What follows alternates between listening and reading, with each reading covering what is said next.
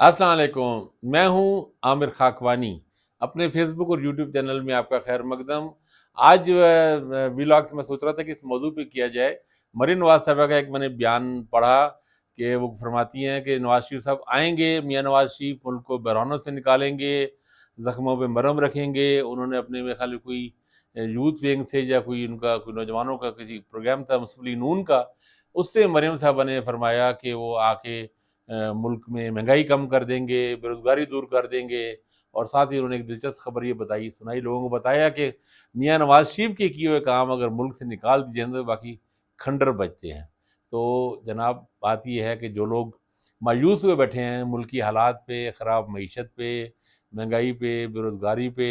ان کو لگ رہا ہے کہ ملک میں کچھ نہیں ہو رہا، بہت برے حال ہیں، ڈیفالٹ ہونے پہ پہنچے ہوئے ہیں، تو ان کو یہ خبر سنا دی ہے مریم نواز صاحبہ نے کہ نواز شریف صاحب آ رہے ہیں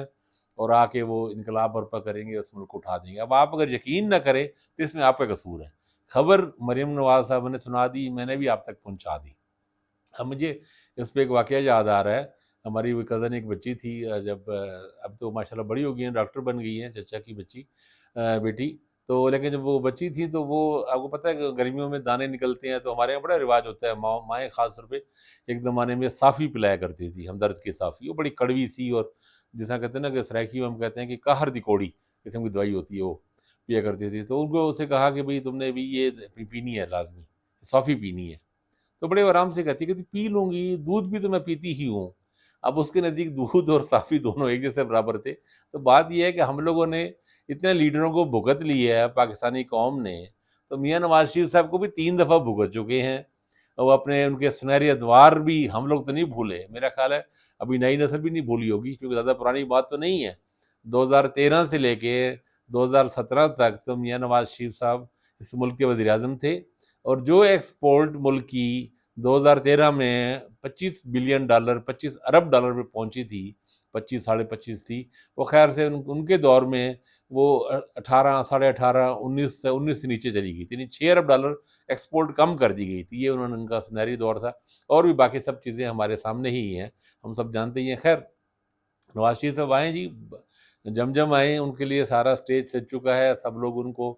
سب اب میں کیا کہوں، سب قوتیں ان کے لیے ان کو پوری طرح تیار ہیں ان کو لے آنے کے لیے۔ نواز شریف صاحب 21 اکتوبر کو آ رہے ہیں۔ ابھی تک ویسے بہت سے لوگ تو یہ باتیں کہہ رہے ہیں کہ نواز شریف آتے ہیں نہیں آتے، میرا خیال نواز شریف آئیں گے۔ اس لیے آئیں گے کہ یہ جو چیزیں ہو رہی ہیں بہت ساری،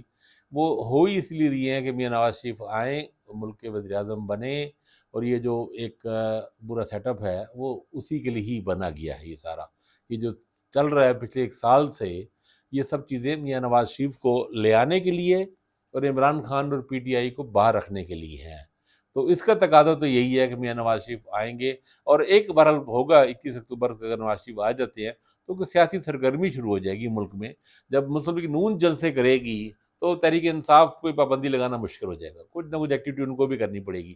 ان کو کرنے کی اجازت دینی پڑے گی مجبوراً۔ پیپلز پارٹی بھی کرے گی، اور لوگ بھی کریں گے، کچھ جلسے، کنونشن، الیکشن کی طرف سے بھی جو ایک ہے کنفیوژن یا بھی غیر یقینی صورتحال، وہ بھی دور ہو جائے گی، اور ان نگرانوں سے بھی جان چھوٹ جائے گی۔ یہ نگران جو مسلط ہیں اس ملک پہ، خاص طور پنجاب میں تو یہ نالائقوں کو ٹولہ آپ کو پتہ ہے کافی عرصے سے، کوئی 8 ماہ سے 10 ماہ ہو گئے تھے مسلط ہے اس ملک پہ، صوبے پہ خاص طور پہ، تو ان سے بھی جان چھوٹے گی، اور ایک اگلی حکومت جو بھی آئے جیسے بھی ہو، اور اس میں سب سے بڑی بات یہ لوگوں کو ووٹ ڈالنے کا موقع ملے گا۔ اب جب لوگوں کو ووٹ ڈالنے کا موقع ملے گا تو پھر تو کچھ بھی ہو سکتا ہے۔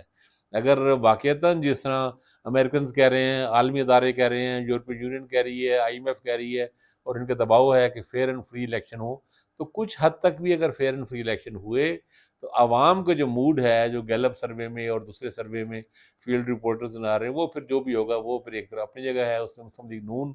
کے ساتھ کیا ہوتا ہے، نواز شریف صاحب کے ساتھ کیا ہوتا ہے، اور خاص طور پہ کے پی میں جے یو آئی اور مولانا فضل الرحمان کے ساتھ کیا ہوتا ہے، اے این پی کا کیا مقدر ہوگا، یہ ساری چیزیں وہ بھگتیں گے۔ آنا چاہیے نواز شریف صاحب کو، ضرور آنا چاہیے، اپنے کیسز فیس کریں، عدالتوں میں جائیں، اپنے آپ کو کلیئر کرنے کی کوشش کریں، سیاسی سرگرمی کریں، اور اگر ان میں دم ہے، اگر ان میں جرأت اور طاقت ہے، جس طرح کہ اپنے آپ کو ایک بڑھائی مال گراؤنڈ پہ کبھی کبھی کوشش کرتے رہتے ہیں، تو ان کو چاہیے کہ وہ تحریک انصاف کو سیاسی شکست دے، سیاسی میدان میں شکست دے، پی ٹی آئی کو الیکشن سے باہر رکھنے کی کوشش نہ کریں،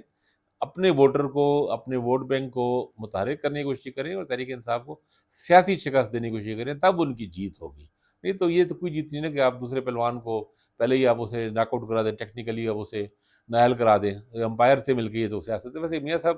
کرتے رہے ہیں ہمیشہ، وہ وہی کرتے رہے ہیں، امپائر سے مل کے ہی ہمیشہ انہوں نے سیاست کی ہے۔ تو چلو خیر، یہ تو ایک طرف ہے۔ دوسرا ایک واقعہ آج ہوا ہے میاں والی میں، وہاں ایک چیک پوسٹ پہ ٹی ٹی پی جو دہشت گرد تنظیم ہے تحریک طالبان پاکستان، اس کا حملہ ہوا ہے وہاں پہ۔ ایک انہوں نے ایک اہلکار شہید بھی ہو گئے ہیں، لیکن لکیلی اچھا ہوا کہ پیٹرولنگ کی پوسٹ تھی، اس پوسٹ کی چھت پہ جو پولیس اہلکار تھے ان کی فائرنگ سے 2 دہشت گرد مارے گئے، وہ مردار ہوئے 2، اور ان میں سے ایک ان کی شناخت بھی نہیں کی ہوگی ہے، ایک ان میں سے جو ٹی ٹی پی لکی مروت